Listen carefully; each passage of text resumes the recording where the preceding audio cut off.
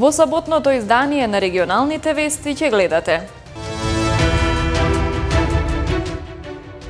Поведена истрага против 45-годишен командир од Тетовската касарна. Минатиот месец поттикнал колешка да побара подкуп од колега за да стане офицер. Овој период од годината за Тетово карактеристични се преполни контейнери. Општината најавува зголемување на капацитетите на ЈКП за справување со проблемот.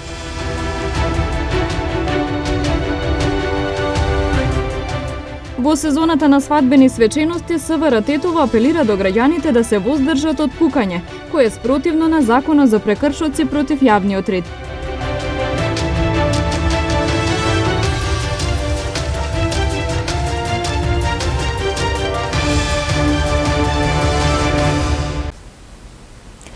Вообичаено во овој период од годината, кога на дневна основа се собираат поголеми количини на отпад, во Тетово може да се забележат преполни контейнери и купишта смет околу нив. Градоначалникот најави дека ЈКП Тетово ќе ги зголеми своите капацитети во пресрет на доаѓањето на печалбарите, кога се собираат поголеми количини смет. Полни контейнери со расфрлан отпад околу нив може да се забележи на повеќе места во Тетово, од комунален смет па се до стар мебел. Количините се очекува да се зголемат со доаѓањето на иселениците, според искуствата од минатите години. Граѓаните не се задоволни од хигиената, бараат поголема ажурност на институциите, но и поголема свест кај луѓето. Погледнете ги контейнерите и све ќе ви биде јасно. Цврти се да виш види харти, цигари, све и свашта. Се е до луѓето. Мислам дека ако има некоја казна да постои, тогаш ќе има и ефект околу хигиената. На нула е ки. Ка депонија, права депонија. Нема хигиена никаква. Па многу е прљава, да ви кажам. Не се фрља често контейнерите, све е прљава и така. Градоначалникот Билјалка Сами најави дека комуналното предпријатие има план како да се справи со зголемените количини смет, а на жителите им порача редовно да ги плаќаат комуналните сметки и да се однесуваат поодговорно кон јавните површини. Сигурно дека имаме план, дека сега во лето кога доаѓаат нашите иселеници, да ги зголемиме нашите капацитети за да одговориме на потребите. Гарантираме дека Тетово, како и досега, ќе продолжи да биде чист град и да се сервисираат редовно. Апел до сите наши сограѓани. Прво, да бидат посвесни во делот на плаќањето на обврските према јавното комунално предпријатие. Ако бараме чист град, треба да ги платиме обврските. Но исто така, апел до сите наши сограѓани да бидат повнимателни со јавните површини. Значи, да не фрламе сек до отпад и секаков отпад. Јавното комунално предпријатие стои на располагање за одреден вид отпад, да ако се јават, да оди да го земе и да го третира како што треба, не да ги фрлат до контейнери, затоа што со тоа ги зголемуваме активностите, ангажманот на јавното комунално предпријатие во делот на чистење на сите тие површини. Инаку градот се уште нема стандардизирана претоварна станица. Ватарот на селото фалише наместо во посебни контейнери. Сметот се истура на земја со што се загадува почвата и подземните води. Ректорот на Универзитетот Гоце Делчев во Штип Дејан Мираковски, како експерт за аерозагадувањето, открива дека оваа пролет се почнати истражувања за аерозагадувањето во неколку градови. Истите ќе траат некаде до средината на наредната година, а првите резултати се очекуваат до крајот на следната година. Кај нас проблемот е слоевит, за жал, некои работи ќе мора да ги правиме подолг временски период и многу поупорно од сега што ги правиме. Во моментот правиме слично истражување во други 5 града во внатрешноста, вклучени се градовите Куманово, Кавадарци, Струмица, Гостивар и Струга. И се работи на истражување на изворите на загадување во тие средини, во внатрешноста. Некои од нив се индустријски, некои немаат никаква индустрија, да видиме што точно ги загадува и тие региони. Верувам дека ако поупорно работиме на решавање на проблемите, релативно брзо ќе ги видиме резултатите. И најголемите најголемото загадување доаѓа како резултат на согорување на огромни количини на разни видови горива, пред се за загревање во текот на зимската сезона. Тие горива, цврстите горива, дрвата, например, јаглен во релативно мали количества се согорува, цврстите горива, нафтата, посебно во стари горилници и печки, се енормно висок извор на загадување и од домаќинствата, и од објектите јавни кои што ги користат тие. И моje лично убедување е додека не направиме значаен исчекор во тој сегмент, нема да имаме подобри резултати. Сообраќајот секако има влијание, но нема да имаме овие епизоди на екстремно загадување ќе продолжат и ќе ги имаме се додека не направиме исчекор во по-ефикасен начин на загревање на домовите во урбаните средини. Поведена истрага против 45-годишен командир од Тетовската касарна кој минатиот месец поттикнал 23-годишна колешка да побара подкуп од колега за да стане офицер. Поради сомнение дека поттикнувал кривично дело примање подкуп, обвинителството поведе истрага против 45-годишен жител на Тетово, вработен во Министерството за одбрана како командир во Тетовската касарна, а МВР поднесе кривична пријава против него. Тој минатиот месец поттикнал 23-годишна жена од Волково, вработена како професионален војник во армијата, да побара и да прими парични средства во износ од 3000 евра од колега за да му помогне за да стане офицер. Во текот на истрагата против осомничената, обвинителството обезбедило и докази кои даваат основано сомнение за поттикнувачот. Таа, сакајќи да му помогне на нејзин колега, кандидат на конкурс за прием на офицери, го контактирала сега осомничениот, а тој и кажал дека ако сака оштетениот да биде избран, тој ќе треба да плати 3000 или 4000 евра. Се договориле паричните средства оштетениот да ги предаде на осомничената, а таа да му ги предаде на командирот од Тетово. При примопредавањето на средствата, осомничената беше затекната и лишена од слобода.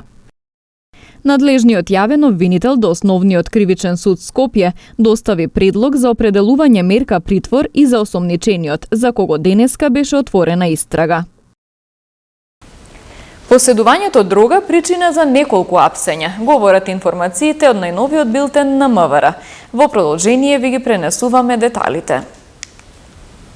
Вчера околу 12 часот на регионалниот пат Дебар-Маврово, полициски службеници од полициската станица за граничен надзор Жировница ги лишиле од слобода КФН 22 години, НА 21 година и КК 20 години, сите од Република Грција.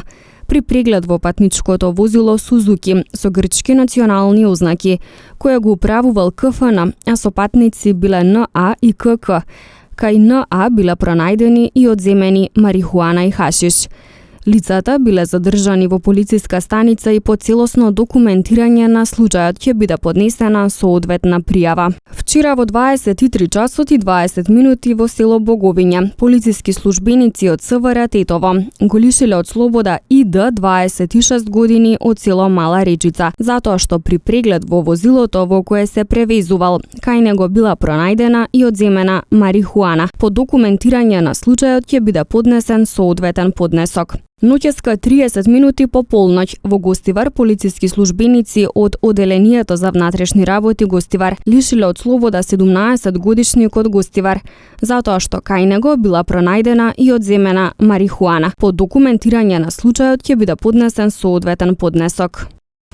Во сезоната на свадбени свечености СВР Тетово апелира до граѓаните да се воздржат од пукање, кое е спротивно на законот за прекршоци против јавниот ред и мир. Оттаму потсетуваат дека паричната глоба за ваков вид прекршок се движи од 100 до 250 евра во денарска противредност. Ово и наредните 2 месеци, јули и август, на поширокото полошко подрачје закажани се и ќе бидат организирани голем број свадбени и други свечености, најмногу во угостителски објекти на подрачјето, со цел навреме да се превенираат и ефикасно да се спречат несакани и незаконски појави. Секторот за внатрешни работи Тетово презема бројни активности и мерки и апелира до граѓаните да се воздржат од пукање, како и од неовластено организирање огномети, кои во последно време стануваат задолжител на свадбена содржина, односно практика на ова подрачје. Секторот за внатрешни работи Тетово подсетува дека пукањето и самоволното приредување на огномети е спротивно на законот за прекршоци против јавниот ред и мир, а паричната глоба за ваквите видови прекршоци, согласно членовите 31 и 32, се движи од 100 до 250 евра во денарска противредност. Покрај тоа, зависно од последиците, пукањето може да представува и кривично дело, предизвикување општа опасност, за кое согласно член 288 од Кривичниот законник предвидена е и затворска казна од 6 месеци до 5 години. На граѓаните исто така им се укажува дека свадбените огномети треба задолжително да се пријават во полициските станици или оделенија на подрачјето на кое се организираат во зависност од нивната категорија, а нивните организатори навреме да ги спроведат пропишаните превентивни мерки. СВР Тетово со апел до граѓаните исто така да не палат огнови на отворен простор, да не фрлаат до горчиња и неизгаснати од пушоци и да бидат максимално внимателни кога се движат низ полето и шумите, со подсетување дека предизвикување шумски пожар, согласно член 227 од Кривичниот законник, предвидена е затворска казна од 8 до 10 години, зависно од крајните последици за овие проблеми и состојби. Деновиве се одржани близу 20 средби со советодавните групи на граѓани со раководствата на местните и урбаните заедници на подрачјето, чиј иницијатор е Оцекот за превенција кои ќе продолжат и во наредниот период, а на кои ќе стане збор и за безбедното учество на земјоделската механизација во сообраќајот. Министерот за земјоделство Љупчо Николовски најави дека во Скопје ќе се изгради голем откупен центар за земјоделски производи. Министерството спроведува постапка, а до 15 јули ќе склучиме договор за изградба на најголемиот модерен откупно дистрибутивен центар во Скопје, најголемата агроплатформа која што ќе биде спој на сите земјоделци од сите региони, од секоја општина, токму во Скопје, преку двата откупни пункта во Струмица и во Ресен, во Скопје ќе изградиме огромна агроплатформа, која што ќе чини околу 30 милиони евра, која што ќе се простира на 28.000 метри квадратни, која што има капацитет од 50.000 тони за сместување во овој откупен центар и кој што за прв пат ќе се гради после 33 години независност и навистина ќе биде еден нов механизам, еден нов соберен центар преку кој што земјоделците ќе може да го пласираат своето производство и кој што ќе биде навистина еден модерен капитален проект за кој што средствата се обезбедени преку Светска банка, а до 15 јули веќе ќе го склучиме и договорот за проектирање, за бизнес план и надзор на овој проект. Што значи, тоа не е демагогија и тоа не се празни ветувања, него ветувањата кои што сме ги дале дека ќе се градат откупно дистрибутивни центри, секако дека доаѓа време во кое што се реализираат. Министерката за култура Бисера Костадиновска-Стојчевска имаше работна средба со подпредседателката на владата на Република Србија и министерката за култура Маја Гојковиќ. Главни теми на разговор беа активностите поврзани со темелните вредности, дефинирани во иницијативата Отворен Балкан.